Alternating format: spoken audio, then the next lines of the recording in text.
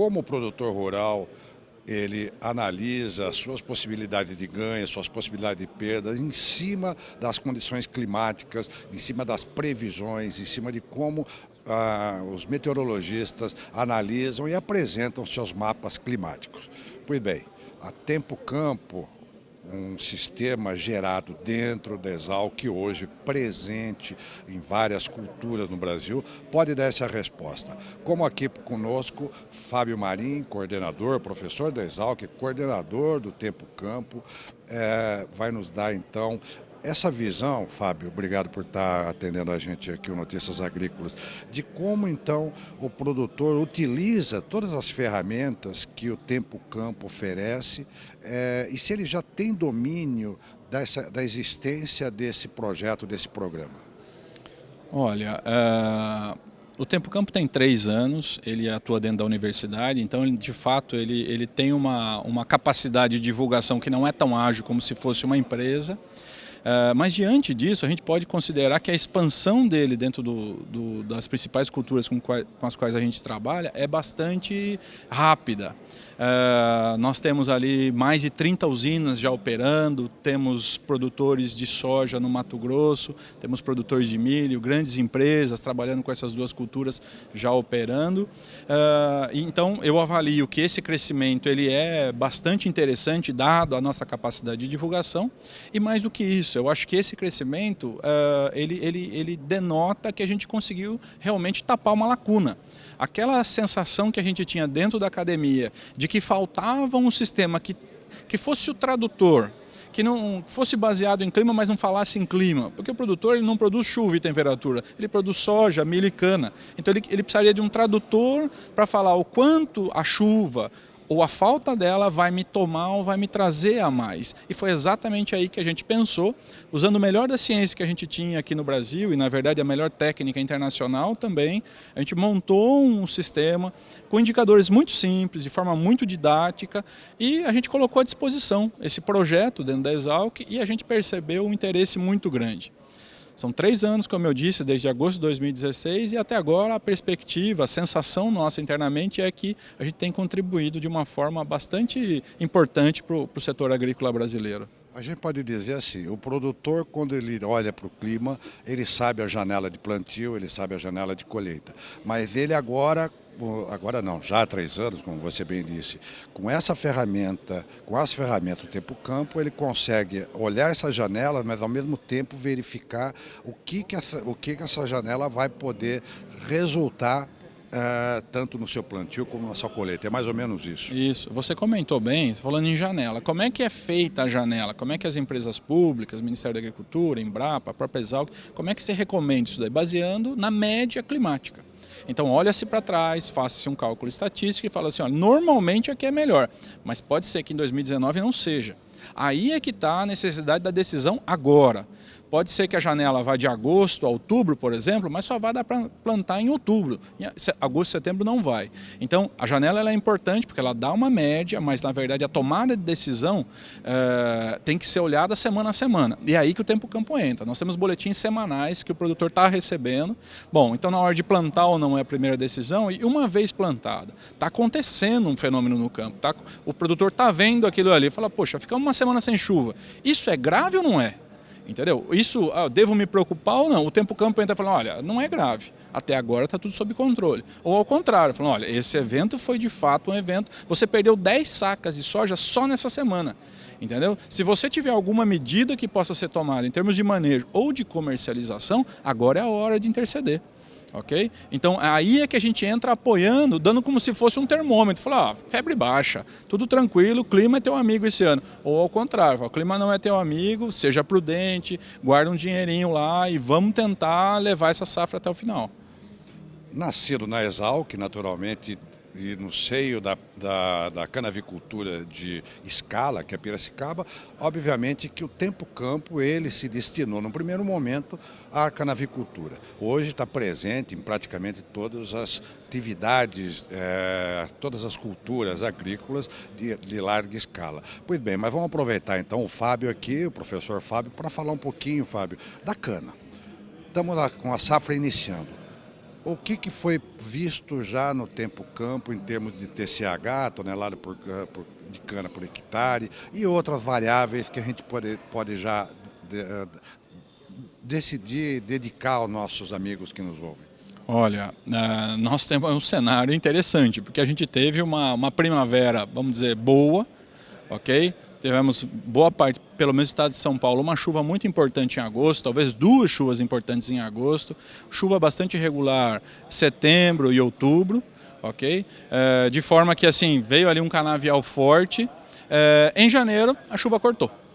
Entendeu? Em janeiro a chuva cortou, uma cana grande, e aí a gente tem a combinação de 2 eventos que não são muito típicos, né? Então, infelizmente numa sequência de anos também que não são muito favoráveis. Fevereiro, a chuva volta, estabiliza e estamos até agora com chuva acima da média, permitindo que esses canaviais se estabeleçam. Estou dizendo aqui uma grande média. O resumo da ópera: nós temos uma variabilidade muito grande em termos climáticos e de efeito do clima na cana. Okay? Eu não consigo te traçar aqui hoje falando assim, olha, a gente tem um cenário positivo. Eu falo, olha, depende muito da usina. Nós temos mais de 30 usinas, se eu não me engano, 33 usinas operando. Quando a gente olha o mapa dessas usinas e o valor do CPC, o coeficiente de produtividade climática, nós temos usinas próximas com coeficientes opostos. Só para complementar, dessas 30 e poucas operando, o ano passado, na mesma época, foram quase 60. Por que o número menor? O número menor, segundo todos os produtores, por conta do carrego da seca de quase 3, 4 meses do ano passado. Mas o veranico, de parte de dezembro e sobretudo janeiro, derrubou um pouco o volume de cana para moer. Cana de primeiro corte, não, cana de início de safra. É mais ou menos isso que dá essa variabilidade, Fábio? Isso, acho que isso faz bastante sentido, né? E eu acho que a gente precisa prestar muita atenção nesse pessoal, porque esse pessoal está lá na ponta. Esse pessoal realmente está vendo o canavial crescer. Eu só quero fazer uma correção, são mais de 30 operando conosco. Não exatamente agora, não tinha nem esse número, ok? Mas o ponto nesse ano é que nós temos uma variabilidade bastante grande, ok? A gente veio do ano passado uma seca muito forte na região de Ribeirão, um impacto muito forte. Esse ano a perspectiva é de alguma recuperação, ainda que o clima não tenha sido tão bom, não foi tão ruim igual foi no ano passado. Então é de alguma recuperação, mas ainda não podemos dizer que é um clima que vai realmente resolver a situação. Falar, olha, voltamos ao patamar normal ou chegamos, vamos dizer, na média. Eu acho que a gente ainda não chega na média. Ano passado muito ruim, esse ano menos ruim, mas ainda assim com algum impacto, exatamente por causa disso que a gente acabou de discutir. O que seria essa média então? Olha, seria talvez uma perda de 2 a 3% em relação à média histórica, ok? E uma recuperação em relação ao ano passado. Ano passado nós tivemos ali na região de Ribeirão, principalmente, usinas perdendo de 10 a 15%, ok? Esse ano você não tem essa perspectiva, ok? Mas você ainda não tem o desempenho total desses canaviais, ou seja, o clima ainda é um fator que vai controlar, que vai segurar a produção para baixo. A cana é curiosa, né? Embora a soja esteja presente no Brasil inteiro praticamente, a cana é mais concentrada, mas ela tem uma variabilidade de solo e de clima que talvez seja até mais variável e diversificada do que a própria soja, vamos dizer assim. Só no estado de São Paulo há 3 ou 4 micro-regiões que mostram essa variabilidade de uma maneira bem brutal, né? bem drástica. Tudo isso é captado normalmente pelo sistema Tempo-Campo? Isso é captado pelo sistema, talvez essa seja a especialidade do sistema, captar a parte climática e de solo e transformar isso em TCH e ATR para o produtor. E aí vou fazer coro a você, porque a gente compara a soja com cana, a gente vê a janela de semeadura de soja, ela é uma janela curta, ela cresce num período favorável. A cana, ela vai ser colhida de abril até dezembro. Então, mesmo no mesmo clima, no mesmo solo, você tem canas experimentando situações diferentes. Isso ressalta o valor que nós precisamos dar para quem está lá na ponta, porque realmente não é uma tarefa simples, entendeu? A gente colher cana durante toda a safra, tentando tirar o melhor, às vezes o mesmo material genético vai ter um desempenho muito diferente. Então a gente tem variação, vamos dizer, climática na mesma safra. Uma cana colhida em abril é totalmente diferente de uma cana colhida em novembro. E isso também o sistema é capaz de captar. no sentido de, olha, a gente vai abrir a safra bem, mas vai terminar mal, ou ao contrário, a safra não abre bem, se recupera no meio de safra e no final ela chega num patamar bacana.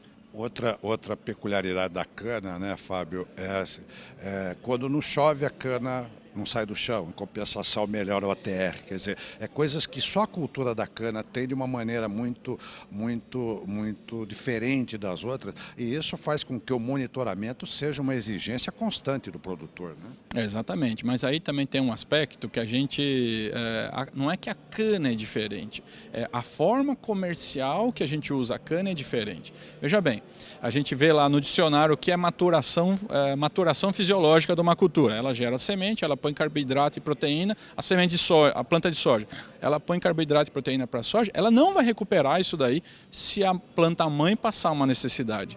A cana, na verdade, a gente colhe o produto vegetativo e a gente não quer que ela floresça. Por isso que esse balanço que você falou entre crescimento vegetativo e concentração de sacarose no colmo, porque a cana, na verdade, está se preparando para florescer, para seguir o padrão normal. A gente, na verdade, não quer que isso aconteça. O que é o resumo da ópera? O colmo é um estoque temporário. Tá tudo bem? Eu guardo. Se precisar, eu uso. Entendeu? E aí é que entra o balanço de quem está na ponta colhendo, para saber, puxa vida, precisamos colher agora, porque se entrar uma seca, ela vai usar aquilo ali para se manter. Isso é outro fator de complexidade naquilo que a gente já falou. Para concluir, Fábio, você falou da expectativa, pelo menos na região de Ribeirão Preto, de que não vai repetir a mesma quebra de 10% no ano passado, porém não vai chegar em um patamar de talvez anos históricos. A TR, qual é a visão até agora de momento? Acho que a TR são valores positivos em relação ao ano passado, levemente positivos, exatamente por causa dessa restrição. Essa chuva prolongada está revertendo esse processo. Por quê? Porque a cana está encontrando temperatura ainda e água no solo. Então ela está passando a crescer vegetativamente e isso consome a TR. Então, nesse momento eu te diria 2% de quebra em TCH, 2% ou 1% de aumento em ATR. Mas, para se ficar monitorando, porque se a chuva continuar, o ATR a gente vai precisar discutir.